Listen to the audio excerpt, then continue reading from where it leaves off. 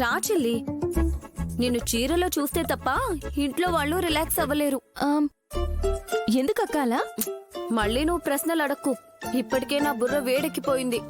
హాస్నమ్మా అంత సెట్లెట్ అయినట్టనా? నైనమ్మ చీరలో రాగానే పాజిటివ్ వైబ్రేషన్స్ వచ్చాయి. అల్లుడు, అక్కాయ్, సుమ్మమ్మ, అందరు రండి రండి రండి. విశాలుడు రండి రండి. ఏమైంది మావయ్య? ఈసారి నువ్వరుస్తున్నావు? ఆనందంతో పిలిచాను అల్లుడు. నైనమ్మ ఇంటికి రాగానే ఎందుకు ఇలా ప్రవర్తించిందా అని మీరందరూ చెవులు కొరుకున్నారు కదా. ఇప్పుడు కళ్ళారా చూడండి, లేడీ బాస్ ఈజ్ బ్యాక్.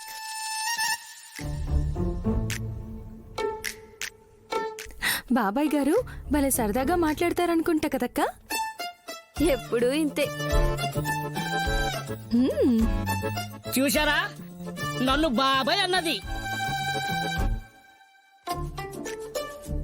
బాబాయ్ అనకుండా తాతయ్య అంటే మీరు ఫీల్ అవుతారు కదా. అబ్బా అది కాదమ్మా, నైనమ్మ విషయాలలోనే కాదు నన్ను కూడా గుర్తుపట్టింది అంటున్నాను.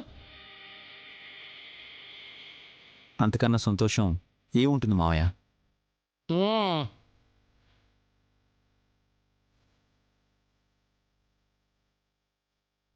ఒక్క నిమిషం బ్రో, మీకు అంతా నయమైనట్టేనా వదిన? అప్పుడే నన్ను వదిన అనేస్తున్నారేంటి చిన్నబాబు గారు?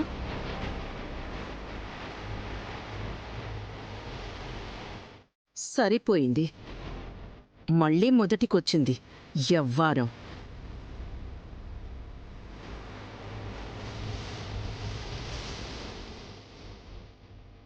అప్పుడే అనేయడం ఏంటి? ఇంకెప్పుడు అనాలి మరి మా ఆయన నిన్ను వదినా అని? చెప్పచ్చా? చెప్పు. నాకు సిగ్గేస్తుంది.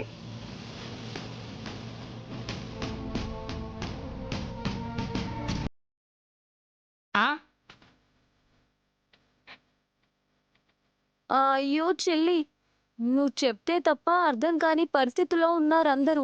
ఇప్పటికే అయోమయం జగన్నాథం. అయ్యో ఎలా చెప్పనక్క? నన్ను విశాల్ బాబు గారు పెళ్లి చేసుకున్నాక వాళ్ళ తమ్ముడు గారు వదినా అంటే బాగుంటుంది కదా.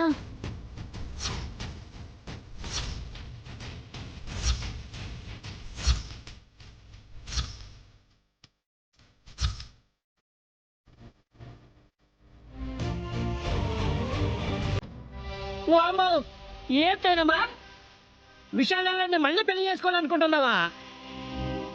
బాబాయ్, నేను చేసుకున్నా ఆయన చేసుకున్నా రెండు ఒకటే కదా. వామ్మో, నేను వెంటనే తిరుపతికి వెళ్ళి గుండు గీయించుకొని రేపు వచ్చేస్తాను. ఆగండి బాబాయ్, మీతో పాటు వచ్చేవాళ్ళు పెరిగేలా ఉన్నారు. అప్పుడే తొందరపడి వెళ్తానంటారేంటి మీరు?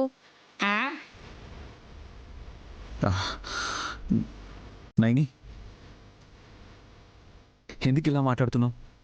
అయ్యో ఇలా అనకూడదా? మనసులో మాట చెప్తే ఇక్కడ తప్పంటారా? ఇక్కడ తప్పు అయితే ఇంకెక్కడైనా ఉప్పు అవుతుందా? అంటే పెళ్లి సంబంధం ఖాయం చేసుకున్నాక ముహూర్తం పెట్టుకోవడమేగా.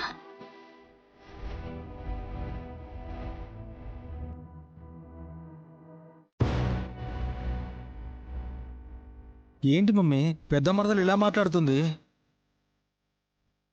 మీరు నేను ఈ ఇంటి కోడయ్య కాకముందే వరుసలు కలిపేసుకుని మాట్లాడేస్తారా?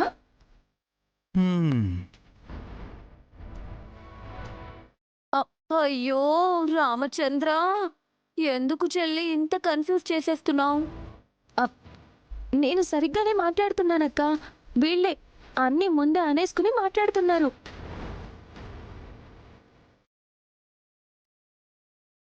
ఒక్క నిమిషం, అసలు నేనెవరో గుర్తుందా ఇంతకీ? ఎందుకు గుర్తు పెట్టుకోవాలి? అరే అది కాదమ్మా నైని, మా మమ్మీ ఎవరు? మీ అమ్మ. వాళ్ళమ్మనే. నువ్వేమని పిలుస్తావు? ఆ, బాబుగారితో నా పెళ్ళైతే ఆ తర్వాత అత్తయ్య గారు అని పిలుస్తాను.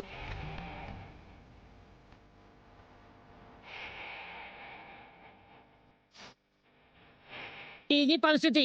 నైనమ్మా కొన్ని ఏళ్ళు వెనకెళ్ళిపోయింది అనుకుంటా. లంగా ఓని కట్టుకోవద్దంటే విన్నారా? ఇప్పుడు చూడండి ఏం చేస్తుందో.